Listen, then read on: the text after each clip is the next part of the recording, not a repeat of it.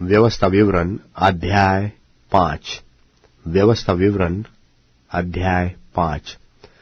मूसा ने सारे इस्राएलियों को बुलवाकर कहा, हे इस्राएलियों, जो जो विधि और नियम मैं आज तुम्हें सुनाता हूं वे सुनो, इसलिए कि उन्हें सीखकर मानने की चौकसी करो। हमारे परमेश्वर यहोवा ने तो होरेब पर हमसे वाचा बांधी। इस वाचा को यहोवा ने हमारे पितरों से नहीं, हम ही से बांधा, जो यहां आज के दिन जीवित है। यहोवा ने उस पर्वत पर आग के बीच में से तुम लोगों से आमने सामने बातें की। उस आग के डर के मारे तुम पर्वत पर न चढ़े, इसलिए मैं यहोवा के और तुम्हारे बीच उसका वचन तुम्हें बताने को खड़ा रहा। तब उसने कहा, तेरा परमेश्वर यहोवा जो मुझे दासत्व के घर अर्थात मिस्र देश में से निकाल लाया है, वह मैं हूं। मुझे छोड़ दूसरों को परमेश्वर करके न मानना। तू अपने लिए कोई मूर्ति खोद कर न बनाना, न किसी प्रतिमा बनाना जो आकाश में व पृथ्वी पर व पृथ्वी के जल में है।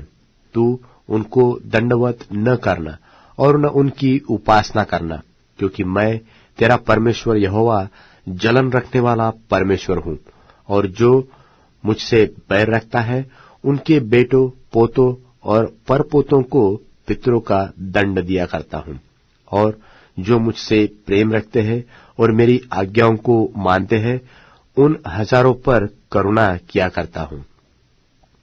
तू अपने परमेश्वर यहोवा का नाम व्यर्थ न लेना, क्योंकि जो यहोवा का नाम व्यर्थ ले वह उसको निर्दोष न ठहराएगा। तू विश्राम दिन को मानकर पवित्र रखना, जैसे तेरे परमेश्वर यहोवा ने तुझे आज्ञा दी। 6 दिन तो परिश्रम करके अपना सारा काम काज करना, परंतु 7वां दिन तेरे परमेश्वर यहोवा के लिए विश्राम दिन है। उसमें न तू किसी भांति का कामकाज करना, न तेरा बेटा, न तेरी बेटी, न तेरा दास, न तेरी दासी, न तेरा बैल, न तेरा गधा, न तेरा कोई पशु, न कोई परदेशी भी जो तेरे फाटकों के भीतर हो, जिससे तेरा दास और तेरी दासी भी तेरी नाई विश्राम करे। और इस बात को स्मरण रखना कि मिस्र देश में तू अपना दास था, तू आप दास था, और वहां से तेरा परमेश्वर यहोवा तुझे बलवंत हाथ और बढ़ाई हुई भुजा के द्वारा निकाल लाया। इस कारण तेरा परमेश्वर यहोवा तुझे विश्राम दिन मानने की आज्ञा देता है।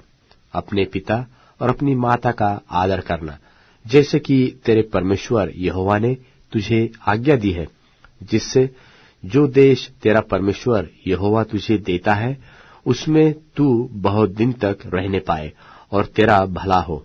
तू हत्या न करना, तू व्यभिचार न करना, तू चोरी न करना, तू किसी के विरुद्ध झूठी साक्षी न देना, तू न किसी के पत्नी का लालच करना और न किसी के घर का लालच करना, न उसके खेत का, न उसके दास का, न उसकी दासी का, न उसके बैल व गधे का, न उसकी किसी और वस्तु का लालच करना।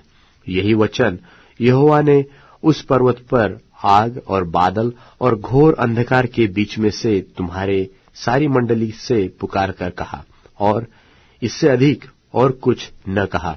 और उन्हें उसने पत्थर की 2 पटियों पर लिखकर मुझे दे दिया। जब पर्वत आग से दहक रहा था और तुमने उस शब्द को अंधियारे के बीच में से आते सुना, तब तुम और तुम्हारे गोत्रों के सब मुख्य मुख्य पुरुष और तुम्हारे पुरनिये मेरे पास आए, और तुम कहने लगे कि हमारे परमेश्वर यहोवा ने हमको अपना तेज और अपनी महिमा दिखाई है, और हमने उसका शब्द आग के बीच में से आते सुना है। आज हमने देख लिया कि यद्यपि परमेश्वर मनुष्य से बातें करता है तो भी मनुष्य जीवित रहता है।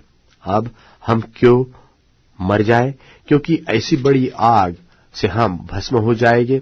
और यदि हम अपने परमेश्वर यहोवा का शब्द फिर सुने तब तो मर ही जाएंगे, क्योंकि सारे प्राणियों में से कौन ऐसा है जो हमारी नाई जीवित और अग्नि के बीच में से बोलते हुए परमेश्वर का शब्द सुनकर जीवित बचा रहे। इसलिए तू समीप जा और जो कुछ हमारा परमेश्वर यहोवा कहे उसे सुन ले। फिर जो कुछ हमारा परमेश्वर यहोवा कहे उसे हमसे कहना और हम उसे सुनेंगे और उसे मानेंगे। जब तुम मुझसे ये बातें कह रहे थे तब यहोवा ने तुम्हारी बातें सुनी। तब उसने मुझसे कहा कि इन लोगों ने जो जो बातें मुझसे कही है मैंने सुनी है। इन्होंने जो कुछ कहा वह ठीक है। भला होता कि उनका मन सदैव ऐसा ही बना रहे कि वे मेरा भय मानते हुए मेरी सब आज्ञाओं पर चलते रहे, जिससे उनकी और उनके वंश की सदैव भलाई होती रहे।